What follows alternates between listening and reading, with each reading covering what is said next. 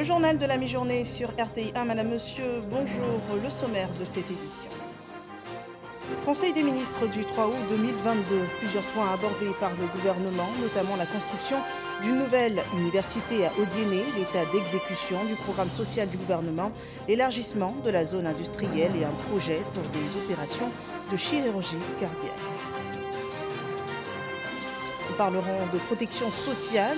La cérémonie officielle de la journée mondiale contre le travail des enfants s'est tenue hier. La première dame Dominique Ouattara annonce l'extension de systèmes d'observation et du suivi du travail des enfants en Côte d'Ivoire. Le détail au cours de cette édition. Hors de nos frontières, un nouvel épisode illustre les tensions entre la RDC et la MONUSCO. Le gouvernement congolais souhaite expulser urgemment le porte-parole de la MONUSCO pour avoir tenu des propos jugés indélicats et inopportuns à la base de tensions dans le nord et le sud Kivu. Bienvenue dans ce 13h. Un conseil des ministres s'est tenu hier au palais de la présidence de la République. À l'ordre du jour, des mesures adoptées dans l'intérêt de la nation. On peut retenir l'annonce de la construction d'une université à Odiéné, l'état d'exécution du programme social du gouvernement, l'élargissement de la zone industrielle, et le gouvernement a aussi validé un projet de prise en charge chirurgicale pédiatrique et de renforcement de capacité de l'Institut de cardiologie d'Abidjan. Le compte-rendu de ce conseil avec Jérôme Kofi Abola. C'est fait, comme c'est prévu, dans la même ligne et les mêmes objectifs qui traduisent la volonté indéfectible des autorités d'être toujours à la disposition et au service du peuple. Justement, nous parlons du Conseil des ministres qui s'est tenu ce mercredi au palais présidentiel sous la présidence du président de la République, son Excellence Alassane Ouattara. Pour en venir tout de suite aux décisions prises, sachez que les deux premières, à noter, sont des projets de loi et portent sur l'intervention des juridictions nationales d'arbitrage et de médiation. Au titre du ministère de la Justice et des Droits de l'Homme, le Conseil a adopté deux projets de loi.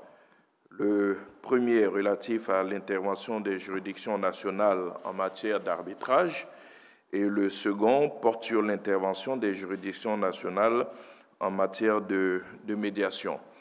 Notre pays, en 2012, avait adopté des textes en matière d'intervention des juridictions nationales en termes d'arbitrage. Et en 2014, on en avait adopté un pour ce qui concernait donc les médiations.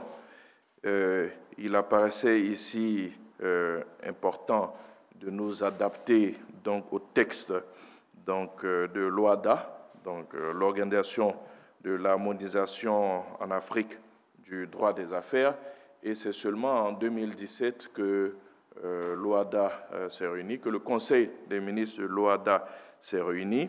Il nous fallait donc mettre en conformité les textes que nous avions adoptés en 2012 pour ce qui concerne l'arbitrage et en 2014 pour ce qui concerne la médiation, avec les dispositions arrêtées par le Conseil des ministres donc, de l'OHADA. Au niveau des décrets, le Conseil a pris une décision portant composition numérique des conseils des 12 districts autonomes créés en juin 2021. Ce décret intervient en application donc de la loi du 5 août 2014 portant mode de création, attribution, organisation et fonctionnement du district autonome qui fixe le nombre de conseillers au maximum à 42 conseillers pour chacun des 12 districts autonomes. Il fixe également la composition numérique des 12 conseils de districts autonomes suivant les modalités, les clés de répartition des conseillers définis par la loi, à savoir un tiers composé de personnes représentatives des activités économiques, sociales, culturelles et scientifiques du district autonome et 2 tiers désignés au sein des conseils municipaux et des conseils régionaux des entités décentralisées qui concernent les districts. Sur le plan sanitaire, la prise en charge d'enfants atteints de pathologies cardiaques a été annoncée par le Conseil. Au titre du ministère de la Santé, de l'Hygiène publique, de la couverture maladie universelle et en liaison avec les ministères concernés, le Conseil a adopté une communication relative au financement du projet de prise en charge chirurgicale pédiatrique et de renforcement des capacités de l'Institut de cardiologie d'Abidjan en vue de réaliser des opérations de chirurgie cardiaque. Ce projet vise essentiellement à assurer au personnel médical de l'Institut de cardiologie d'Abidjan, toutes catégories confondues, une formation de perfectionnement professionnel de haut niveau, de façon à améliorer leurs aptitudes professionnelles et à accroître leur capacité à intervenir de manière autonome sur des pathologies cardiaques complexes sur le long terme. À cet effet, le projet prévoit le déplacement périodique d'une délégation de professionnels en Côte d'Ivoire, alterné avec le déplacement périodique d'une partie de l'équipe de l'Institut de cardiologie d'Abidjan à l'étranger, notamment en Israël, pour y poursuivre leur perfectionnement. Le projet prévoit la prise en charge de 30 enfants atteints de pathologies cardiaques complexes identifiés par l'Institut de cardiologie d'Abidjan afin de percevoir des soins médicaux intégrant des opérations chirurgicales conjointes de professionnels internationaux et de l'équipe de l'Institut. Au chapitre des divers pour boucler, le Conseil a parlé de la célébration du 62e anniversaire de l'indépendance de la Côte d'Ivoire prévue à Yamoussoukro, avec comme invités les présidents bissau-guinéens et libériens. Par ailleurs, en raison des vacances gouvernementales, à compter du 8 août, le prochain Conseil des ministres est prévu le 7 septembre 2022. Nous parlons à présent de protection sociale. La première dame Dominique Ouattara présidait hier la 21e édition de la Journée mondiale contre le travail des enfants en sa qualité de présidente du CNS. La cérémonie a été l'occasion d'annoncer l'extension à l'échelle nationale du système d'observation et de suivi du travail des enfants en Côte d'Ivoire. Viviane Aïma. Le droit à la santé et le droit d'aller à l'école. Pour toutes ces raisons, nous disons non aux pires formes de travail des enfants. Je dis non. Non à l'exploitation et au travail abusif des enfants. La cérémonie officielle de cette 21e édition de la Journée mondiale contre le travail des enfants, sous le parrainage de la première dame de Côte d'Ivoire, Dominique Ouattara, a affirmé une fois de plus la détermination du gouvernement ivoirien à éradiquer sur le territoire national ce fléau. En Côte d'Ivoire, les cas d'exploitation et de travail abusif d'enfants sont ceux d'enfants convoyés des pays limitrophes par des trafiquants pour servir comme ouvriers dans les plantations agricoles. Et ceux également des petites filles placées comme servantes dans les familles ou employées comme vendeuses ambulantes dans les rues, pour ne citer que les cas les plus connus. Depuis 2012, le gouvernement ivoirien est en lutte contre ces formes d'exploitation, utilisant pour ce faire la sensibilisation, mais aussi la répression. Le gouvernement envisage aussi de traiter le mal à sa racine, d'où le thème choisi, la protection sociale universelle pour mettre fin au travail des enfants. Nous sommes fort heureux du thème choisi cette année pour la célébration de la JMTE, en l'occurrence, protection sociale et travail des enfants. Ce choix nous conforte dans l'idée que notre appel a eu un écho favorable, tant au niveau national qu'international.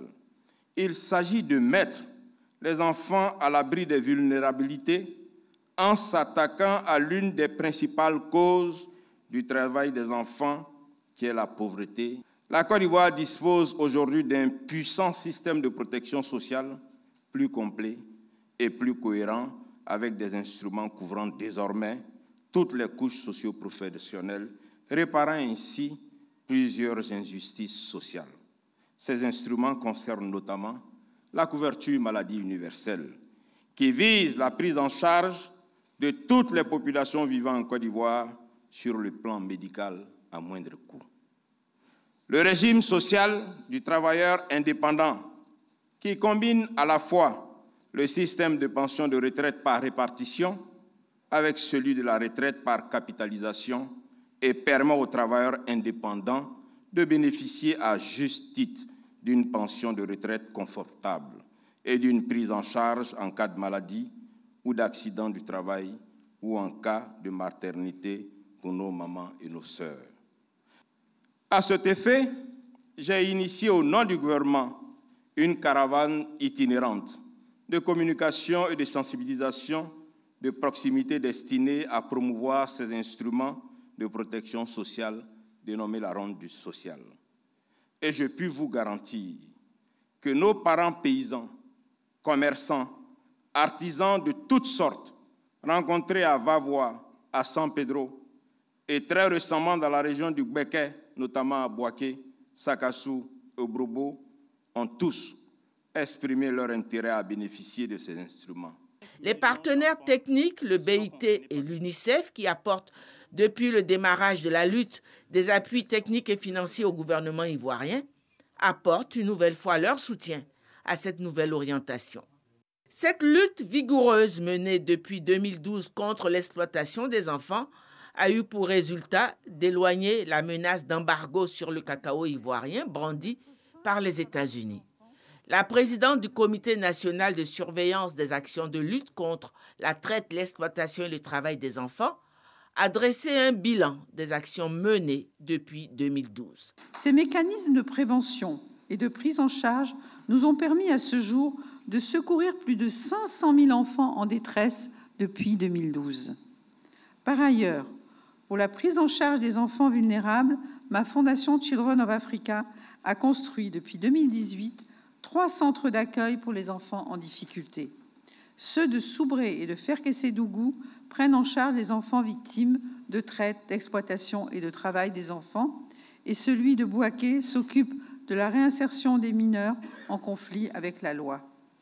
Toutes ces actions nous ont permis d'enregistrer des résultats positifs, salués par le gouvernement américain qui, depuis 2012, classe la Côte d'Ivoire parmi les pays fournissant des efforts significatifs pour lutter contre le travail des enfants. Nos efforts ont été également reconnus par l'Organisation internationale du travail, OIT, qui nous classe parmi les pays pionniers de l'Alliance 8-7 depuis 2019. Mes remerciements tout particuliers vont à l'endroit du gouvernement américain qui, à la suite d'une mission d'évaluation du Bureau de la lutte contre le travail des personnes du département d'État américain, a sélectionné la Côte d'Ivoire pour bénéficier du programme de partenariat pour la protection de l'enfance CPC. Ce programme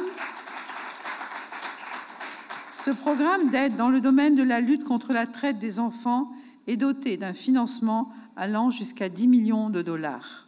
Le travail des enfants n'est pas une fatalité et son élimination est possible.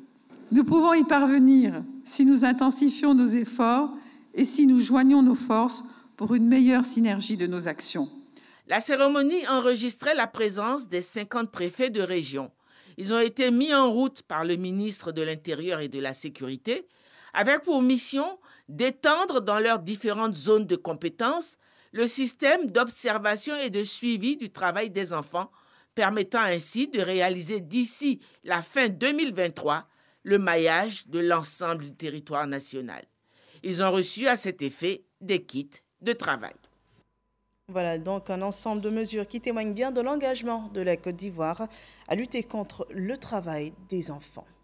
Une action sociale, le Premier ministre Patrick Hachi a porté hier la compassion du gouvernement ivoirien au village d'Atiekwa, c'est près d'Alépé. Cette localité est dans le deuil. 20 de ses ressortissants ont péri dans un tragique accident sur le tronçon Abidjan-Alépé. C'était lundi dernier, suivant ce rapport d'Alexis Ouedraogo. La vie reprend petit à petit ses droits à Atiekwa dans la sous-préfecture de Brofodoumé.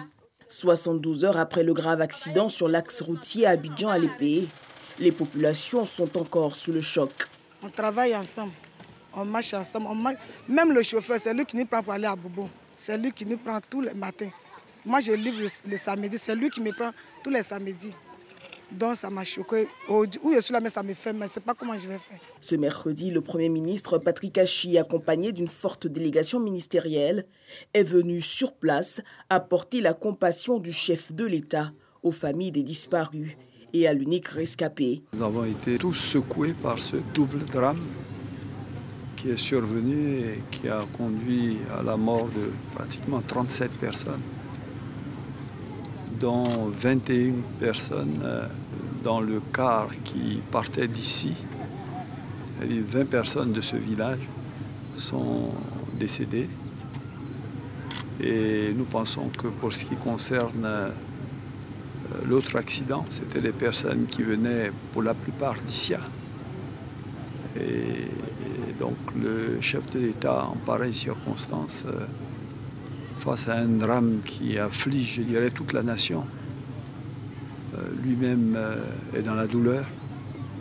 Et juste après le Conseil des ministres, il nous a délégué déjà de venir ici pour compatir avec les populations. Les investigations concernant les circonstances dans lesquelles ces accidents se sont déroulés sont en cours. Dès que les résultats seront obtenus, naturellement, le ministre du Transport, le ministre de l'Intérieur et de la Sécurité prendront les sanctions qui sont prévues à cet effet. Mais c'est peut-être l'occasion également de lancer un appel aux usagers dans ces périodes qui vont être des périodes festives, de fête d'indépendance, pour leur demander d'être extrêmement prudents, de respecter de façon stricte toutes les règles, je dirais, de conduite et de faire en sorte que pareil drame ne survienne pas. Le gouvernement entend demeurer auprès de chaque famille en cette période de deuil, notant qu'une délégation est attendue à Issia. Des nouvelles sur la situation des 49 soldats ivoiriens détenus depuis le 10 juillet dernier au Mali. Le ministre d'État, ministre de la Défense, était face aux familles et proches des militaires. Téné Birahima Ouattara a assuré que des actions sont engagées par la Côte d'Ivoire en vue de leur libération et leur retour au pays. Le compte-rendu de Moussa Konaté. 3 semaines qu'ils sont détenus au Mali. Les 49 soldats ivoiriens, jusque-là pas encore libérés. Leurs familles s'impatientent, mais demeurent confiantes. C'est un problème qui est arrivé. Il y a eu certainement des malentendus au niveau de nos autorités des deux pays. Il y aura une entente et nos enfants vont nous revenir très bientôt. Nous restons confiants. La situation des 49 soldats bloqués en territoire malien préoccupe l'État ivoirien. Face aux parents, le ministre d'État, ministre de la Défense, rassure des actions du gouvernement pour leur libération. Les actions ont été diverses. Que ce soit le chef d'état-major qui ait parlé à son homologue malien, que ce soit moi-même qui ai parlé au directeur de cabinet du colonel Assimi Goïta, à mon collègue ministre de la Défense du Mali et bien entendu du coordinateur national du renseignement ivoirien qui a eu donc attache avec le directeur général de la sécurité d'État du Mali.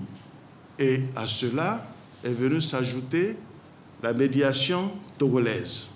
Nous avons été invités le jeudi dernier à Lomé pour une séance de clarification, pour expliquer à nos frères maliens dans quel contexte nos soldats se sont retrouvés au Mali.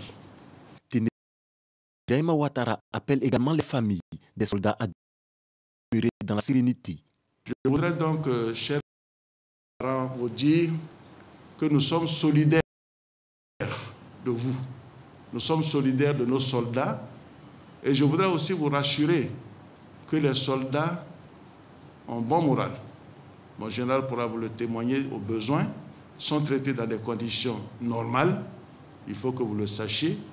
Et je voudrais enfin vous dire que restons sereins, faisons confiance au président de la République qui sûrement trouvera très rapidement une solution aux problèmes qui se posent. La cérémonie militaire du 7 août à Yamoussoukro sera en l'honneur des 49 soldats retenus au Mali.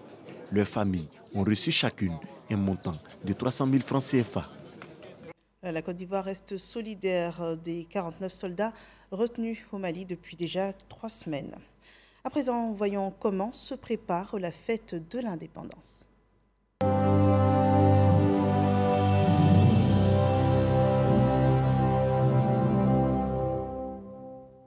La célébration des 62 ans d'indépendance de la Côte d'Ivoire aura lieu à Yamoussoukro le 7 août prochain.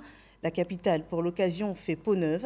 La ville est pavoisée aux couleurs du drapeau national et les routes de la ville, ses grandes artères, ont été réhabilitées à coût de 102 milliards de francs CFA. Le détail avec Kader Sogodogo. Yamoussoukro et ses grandes rues. Resté longtemps dégradé dû au poids de l'âge, le gouvernement a dû retrousser les manches pour mobiliser plus de 102 milliards de francs CFA pour retrouver de belles rues praticables. Le projet de réaménagement et de réhabilitation de la voirie est à sa phase 2. Une phase 2 bien avancée. Les travaux sont pratiquement achevés par endroits.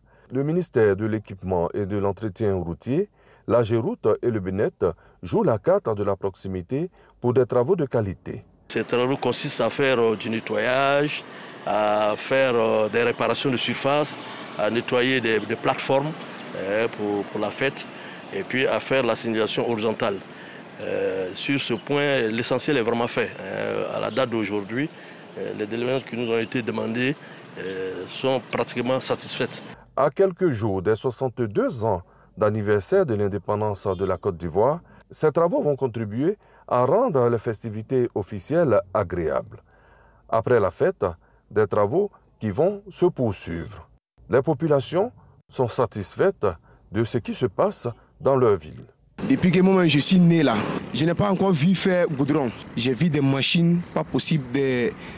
Et c'est pas quoi dire quoi. Nous sommes venus nous faire des goudrons et je suis content. Oui, M. Kora a pris une belle allure. Les rues sont goudronnées de l'autre côté, donc ça va. Ça va. Nous sommes très heureux que ça continue. Que les autres rues qui restent à être goudronnées, que rien fasse autant. D'autres travaux sont également en cours, notamment ceux des résidences des invités du chef de l'État. De ce côté-là, on met les bouchées doubles. Nous sommes à 60% d'avancement des travaux. Demain, jusqu'au soir, on pourra finir les travaux. Ce sera dans le temps. Coïncidence heureuse, la phase 2 de la réhabilitation de la voirie de Yamoussoukro est venue à point nommé. Chars de combat et autres matériels roulants de l'armée de Côte d'Ivoire sont arrivés à Yamoussoukro sur des routes réhabilitées. Le 7 août s'annonce festif. Voilà, ces grandes voies qui caractérisent bien la ville de Yamoussoukro et qui seront le lieu du traditionnel défilé militaire de la fête de l'indépendance. À présent, ce communiqué du ministère de l'Emploi et de la Protection sociale qui porte à la connaissance des populations vivant en Côte d'Ivoire qu'en application des dispositions de la loi numéro 2015-532 du 20 juillet 2015 portant en code du travail et du décret numéro 2011-371 du 4 novembre 2011 modifiant et complétant l'article 2 du décret numéro 96-205 du 7 mars 1996, déterminant la liste et le régime des jours fériés. Le dimanche 7 août 2022, jour de la fête nationale, est déclaré jour férié, chômé et payé sur toute l'étendue du territoire national. Et le lundi 8 août 2022, le lendemain de la fête nationale, est aussi déclaré jour férié et chômé sur toute l'étendue du territoire national.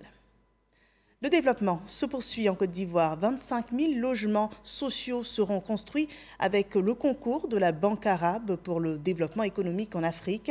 Des représentants de l'institution financière ont été reçus par le ministre Bruno Koné dans l'objectif d'étudier les aspects techniques et financiers de ce programme d'urgence de construction. Le compte-rendu de Lanciné Bakayoko.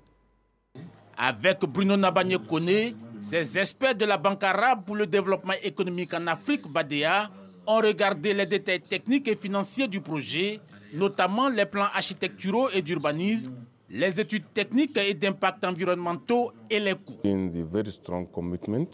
Nous sommes disposés à mobiliser des ressources nécessaires au financement de ce projet de construction de logements. Mais il est important pour notre institution d'avoir une plus grande visibilité sur les aspects administratifs liés au foncier et aux mécanismes de mise à disposition des logements. Sur toutes ces questions, nous avons reçu des engagements forts des autorités de l'État. L'objectif est de pouvoir soumettre un projet bancable au conseil d'administration de la BADEA qui se réunit en octobre. Sur les aspects financiers, Bruno Nabagné Koné sollicite le déblocage de 25 milliards de francs CFA au profit de la nouvelle Agence nationale de l'habitat, ANA, et 30 milliards en faveur de la Banque de l'habitat de Côte d'Ivoire, BHCI.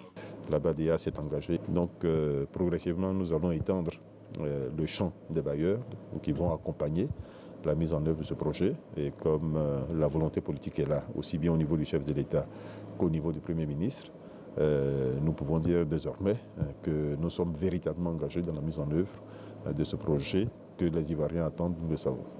Plusieurs sites devant abriter le projet ont déjà été visités. Il s'agit de la cité policière de la BAE à Yopougon, une réserve de l'ex-Sikoji située derrière la zone industrielle de Yopougon et à Lokodjoro, non loin de la cité Adoa, dans la commune d'Atekoubé. Si tout se passe comme prévu, le démarrage effectif du projet se fera au plus tard en décembre prochain. Les lignes bougent pour la trêve sociale. Les délégués des organisations syndicales réunis autour de la centrale Humanisme ont donné quitus à leur mandant pour la signature des prochaines conclusions des négociations liées à la trêve sociale engagée depuis août 2017. Le point de Walter Amadou Ouattara.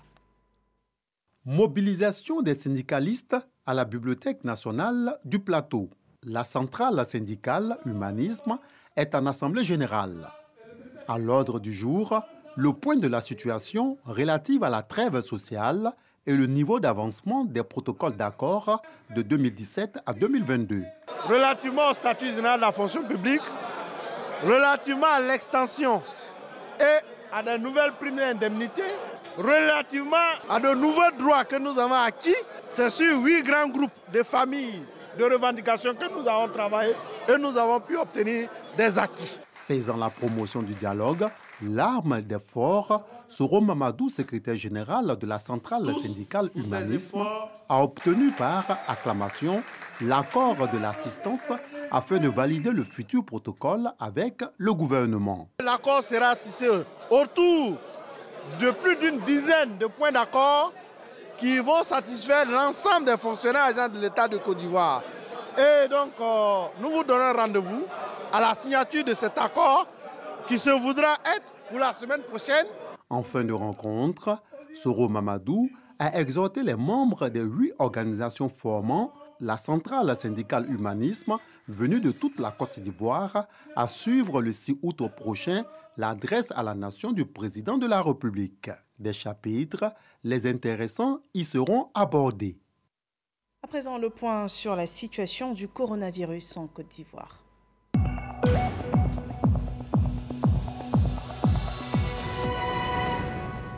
76 nouveaux cas sont annoncés, également 32 nouvelles guérisons. Aucun cas de décès n'est à déplorer. La Côte d'Ivoire compte toujours 139 cas actifs et à cette date, notez qu'au moins 17 433 537 doses de vaccins anti-Covid ont été administrées sur toute l'étendue du territoire national. La musique ivoirienne est en deuil. La chanteuse ivoirienne Gégé Léopoldine est décédée en fin de journée hier des suites d'une longue maladie. Ex-handballeuse, la sportive reconvertie à la musique de variété a démarré sa carrière vers la fin des années 70. Les mélomanes des années 80 à 90 gardent en mémoire les titres Wale Goupéa, Lekine, Koromachi ou encore Allez pousser. Elle était la sœur aînée de la chanteuse Tiane. Gégé Léopoldine venait de célébrer ses 67 ans. Et ici à la RTI, nous disons adieu l'artiste. L'actualité hors de nos frontières en République démocratique du Congo. Le gouvernement demande à l'ONU l'expulsion du porte-parole de la MONUSCO après avoir demandé la réévaluation du calendrier du retrait progressif de la mission onusienne. Le gouvernement congolais reproche au porte-parole de la mission onusienne d'avoir tenu des propos indélicats et inopportuns à la base de tensions qui ont causé 36 morts, parmi lesquels 32 civils congolais et 4 casques bleus de la MONUSCO, au-delà des 170 blessés dans le nord et le sud Kivu. Voilà, ce point met fin à ce journal. Merci de nous avoir suivis. Prochain rendez-vous de l'actualité sur RTI 1 à 18h.